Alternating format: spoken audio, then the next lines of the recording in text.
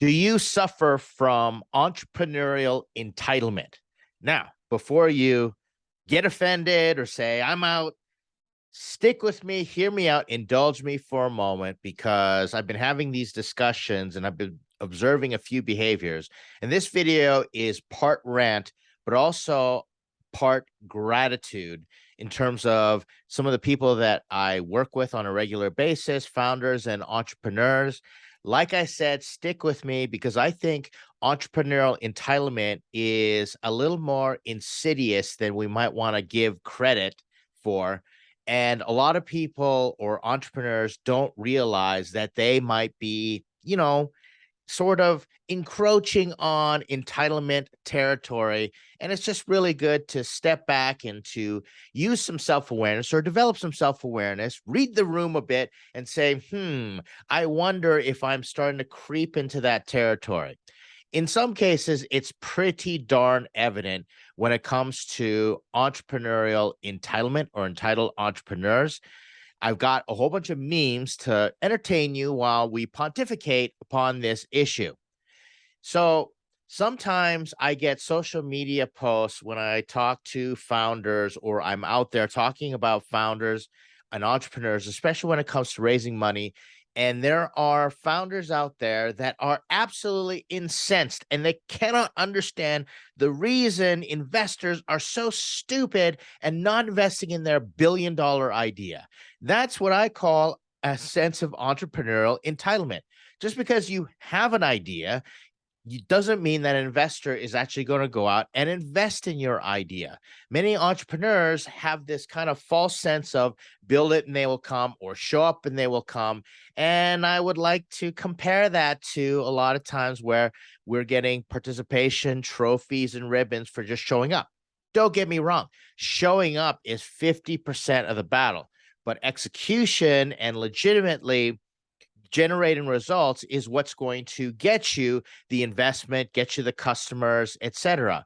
And the sneaky way that entitlement comes in is I, for example, I had a founder tell me, Ed, I invested $10,000 of my hard earned money into this app. How come people aren't downloading it?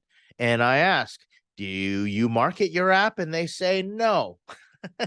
And I say, well, I can interpret that a few different ways, but a lot of times it comes down to this sneaky sense of entitlement that I invested the money, it's out there. Shouldn't there be at least some sense of, or some type of traction in terms of downloading?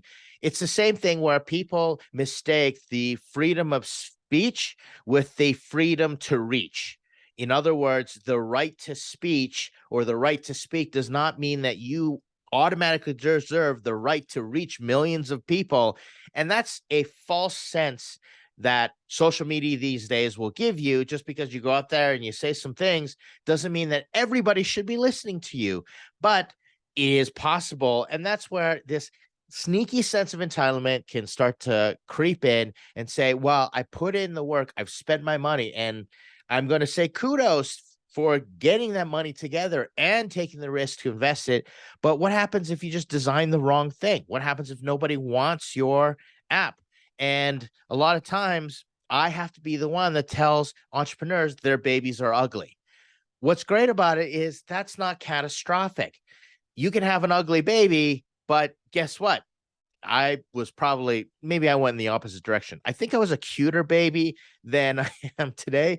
But you have babies that were like not going to be, models for Pampers diapers anytime soon, but they grow up to be beautiful people.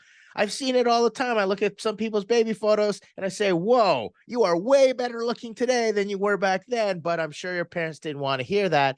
And so we all change. Your entrepreneurial journey will change. Your startup will change. Your product will change. Strategies will change. And you will always get better unless you have that sense of entitlement and you're like, wait a second, I just showed up. Shouldn't I get something for at least showing up? This is what I love about working in startups. In startups, when it comes to raising money or having success, it all boils down to traction and growth. And have you figure that out? Doesn't matter. You can have the most outlandish idea possible. And I've been so wrong many times. Founders have said to me, hey, I've got a really great idea. And I'm like, that sounds really stupid, but it actually ends up working because the founder goes out and executes and proves traction. It is the ultimate meritocracy when it comes to results, KPIs. Traction tells all, especially when it comes to sales traction. So a lot of times we go out there and we read something and we get this false sense that we deserve something just because we read a success story, and we don't realize how hard those entrepreneurs work. I know a lot of people who aren't founders or entrepreneurs drag and dunk on and totally trash entrepreneurs, and they say, oh, they just were rich and they're just born that way, and they had all this luck. And maybe so. There might be instances where people have lucked out, but they don't see how much these entrepreneurs work. They work much harder than you and me. And therefore, I believe they deserve that success. But sometimes we read something and we say, wait a second, just because they got it, I deserve it, or they got it and I didn't get it, or something along those lines happens, or we read even a story where someone isn't successful, and we take that as everybody should be successful and I deserve to be successful, and raw, and go out there, and it's all about the Reaganomics at that moment in time. And it's important to understand that everything can change, you can grow, you can get that investment. But if you have that sense of entitlement, even if it's that sneaky sense that just tints your view of the entrepreneurial journey just a bit, well, your reality can get distorted. And I have to be the bad guy often to explain. And I get this all the time. I basically put out the facts out there of what it takes to raise money, what it takes to become successful, what it takes to fulfill that startup journey, and people are pretty surprised and get this oh crap sense when they start to realize that this is going to be a lot harder and a lot longer of a journey than normally people might be expecting. And so everybody has the right to make mistakes, but as this meme says, well, you don't want to abuse the privilege. And the problem is a sense of entitlement will just keep you in that loop of making mistakes over and over again. And therefore, you want people in your life to challenge you and say, hey, you got to just, put in the work. You got to go out. Like I see founders do this all the time, where they build something and then they think that digital marketing or posting something on social media is going to do it. Well, did you go out and actually sell it? Did you pick up the phone? Did you call someone and say, I'm going to pitch this to you, I'm going to tell you the price? Did you put in that work? No. And a lot of times it has to do with fear, but many times it's the sneaky sense of entitlement that comes in saying, I'm special, I'm an entrepreneur, I put this product out there. Well, that doesn't preclude you from doing the hard work. And a lot of this falls into the category of do things that don't scale. And whereas entrepreneurs or founders can say, I built this for scalability, should be automated. The whole do things that don't scale means get out there, get your elbows dirty, get on the front lines, and start to create those experiences and find out what it takes to make one customer, one user happy. Therefore, you can learn that and make 1 million customers and 1 million founders happy. And so this is from this meme here. This is Regina George, I think was her name, from arguably one of the best high school drama movies ever, Mean Girls. And entitlement may just be the root of all throat punches. I must say, sometimes I'm advising founders, and thankfully this isn't a lot. And this is where I have to say, there are founders that I meet that, gosh, I'm like, people probably want to throat punch you all day long in the way that you're talking.